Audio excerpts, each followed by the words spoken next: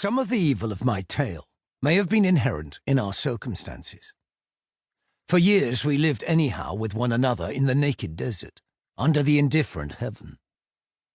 By day the hot sun fermented us, and we were dizzied by the beating wind.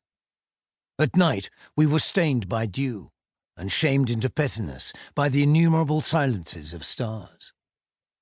We were a self-centered army, without parade or gesture, devoted to freedom, the second of man's creeds, a purpose so ravenous that it devoured all our strength, a hope so transcendent that our earlier ambitions faded in its glare. As time went by, our need to fight for the ideal increased to an unquestioning possession, riding with spur and rein over our doubts. Willy-nilly, it became a faith. We had sold ourselves into its slavery, manacled ourselves together in its chain gang, bowed ourselves to serve its holiness with all our good and ill content. The mentality of ordinary human slaves is terrible. They have lost the world, and we had surrendered, not body alone, but soul, to the overmastering greed of victory. By our own act, we were drained of morality, of volition, of responsibility, like dead leaves in the wind. The everlasting battle stripped from us care of our own lives or of others. We had ropes about our necks, and on our heads prices which showed that the enemy intended hideous tortures for us if we were caught.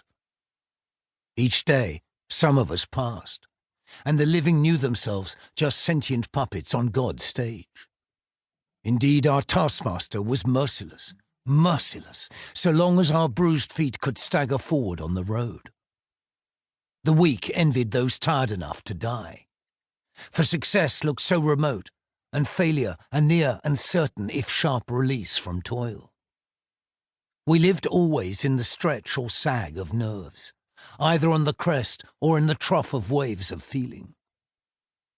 This impotency was bitter to us, and made us live only for the seen horizon, reckless what spite we inflicted or endured, since physical sensation showed itself meanly transient. Gusts of cruelty, perversions, lusts ran lightly over the surface, without troubling us. For the moral laws which had seemed to hedge about these silly accidents must be yet fainter words. We had learned that there were pangs too sharp, griefs too deep, ecstasies too high for our finite selves to register. When emotion reached this pitch, the mind choked, and memory went white till the circumstances were humdrum once more.